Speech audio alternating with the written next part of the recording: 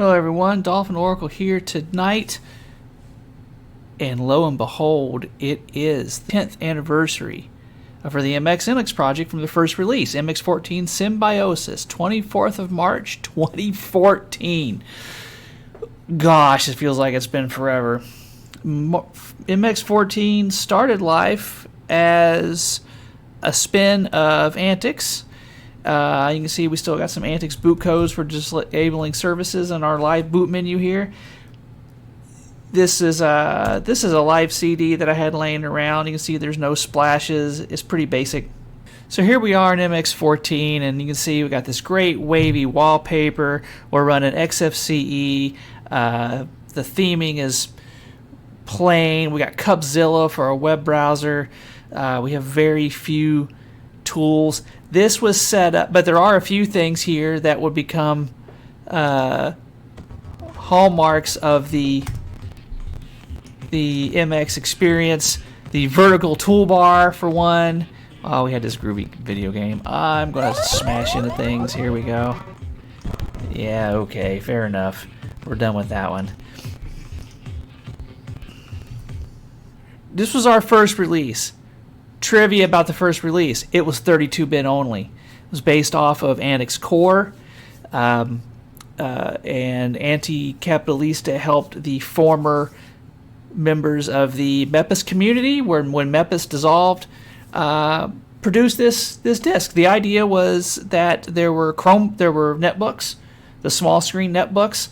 Were still popular at the time this came out. So 32-bit only, vertical toolbar on the side, panel bar on the side. That was kind of nice for the netbook thing going on at the time. There are a few what would someday be called the MX tools. They're not tremendously in here right now. There are a couple. I believe we still have the updater tool. I think in here we have we have the installer, and I think we've got one for fixing GPG key. Maybe not. Check app GPG. So that's for the original, one of the original tools for fixing keys for app repositories if they expired or whatever. There were a lot of things going on with this. We were pretty proud of it. And it received some decent reviews, and it was also widely regarded as one of the ugliest Linux distributions ever created. I think that's personally a little harsh, but it's not as good. It's not as good looking as some other things were at the time. It didn't take us long to improve things. Flipping real quick here, this is actually the third release in the 14 line, 14.3. You can see the theming is basically the same. We didn't change a whole lot of things there. We included some more software. We went to Iceweasel, which was, if people remember, the unbranded box. So we were moving with Firefox at the time, and we still have a relatively simple set of applications. 14.3 had a few other tools included. Disk managers here. Let's see, we had... This is so terrible, I don't know how to drive it anymore. Yes, the MX package installer was here. Now, MX package installer at this time is somewhat of a simpler beast. This was actually a port, or it was inspired heavily by the original package installer that was in use on Antics, which actually I believe came from either the Cidics or the Seduction project. I'd have to check my notes. I don't remember which one's which. But this one was rebuilt with the same methodology, and you can see it installs packages, and that's all it does. But it has the kind of the things that you're used to in current day MX. So the tools start to take shape in MX14.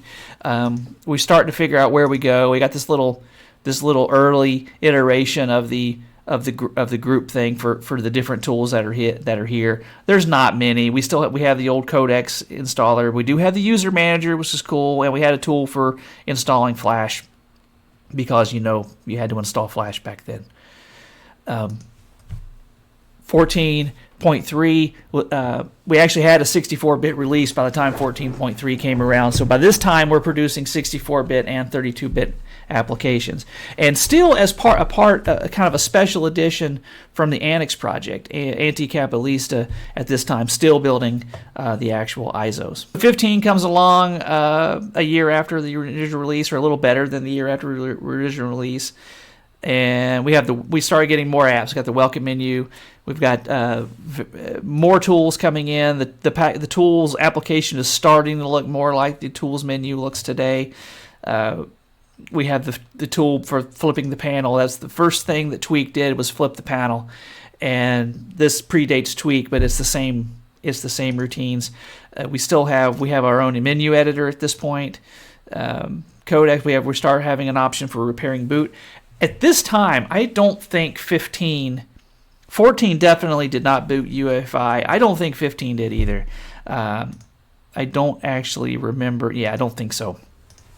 So very simple. We're starting to get things. Still part of the Annex project at this point, and probably the number one question we were asked is, when are you going to get listed on DistroWatch? And I was like, you know what? It's part of the Annex project for now.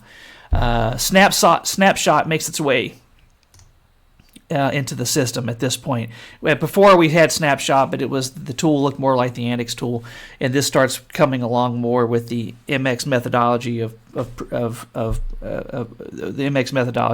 the GUIs. So 15 and 16, up until now, 14 was based on Wheezy. 15 was based on Jessie. 16 was also based on Jessie. We were bumping the numbers annually on an annual versioning scheme. And we were changing the names and changing the theming and just letting ourselves go crazy a little bit. More tools are coming about at this time. The manager is starting to look more filled out. You can probably see boot repair. We've got live USB maker. The kernel updater from Antix comes up in this case. There's a little control center for doing remaster chores. And we start to play around with having driver installer tools for proprietary graphics drivers. So again, every step of the way, we are iterating.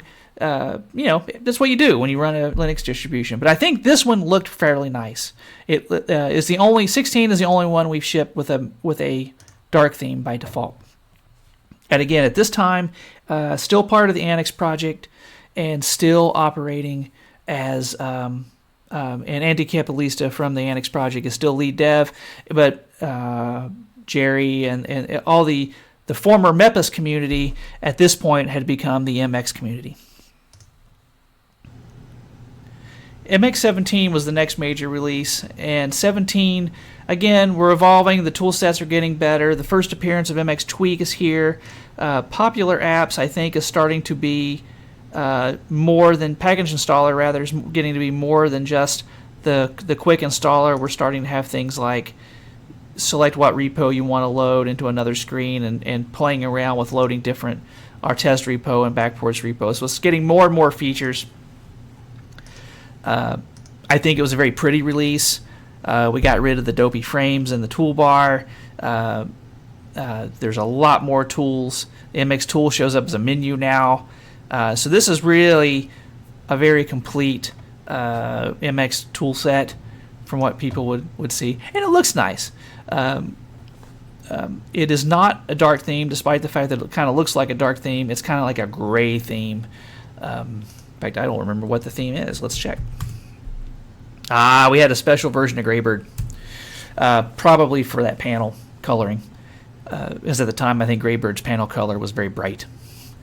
17 and then later 18 were both based on Stretch. Let's fire up 18 real quick. So 17 and 18 were both based on Debian Stretch. And 18 followed that tradition that we had with 16 of annual releases. We changed up the theme. We added some wallpapers. And 18 had its own repository again that 17 users were able to enable or not enable as they saw fit. Again, more stuff going into welcome. We've got the passwords for the live system in there. The manuals on the desktop. And again, we got kind of the same theming going on, coming into our own. You can see that vertical panel is just kind of hung around the whole time. The logout button shows up on the panel. The clock theming, whatever. it's coming along very nice. 18 is the last time that we do a major version number inside the same Debian that's based on the same Debian as the previous one, going instead with allowing more changes on what we call our point releases. So you'll see more than just 17.1s and 17.2s, and then 18 and 18.3. We go up to higher numbers. So the 17 series and the 18 series are special to me because this is when I started building the ISOs for MX project. And really, when we were able to, and Auntie needed more time to work on Annex and their systemd free philosophy, and so they concentrate on that. But we still share a lot of things, including the Annex Live system. So with 19.4, we started experimenting with more things, and 19.4 was kind of like a hallmark for us. We were really climbing the distro watch charts with Patito Feo, and Patito Feo means ugly duckling in Spanish.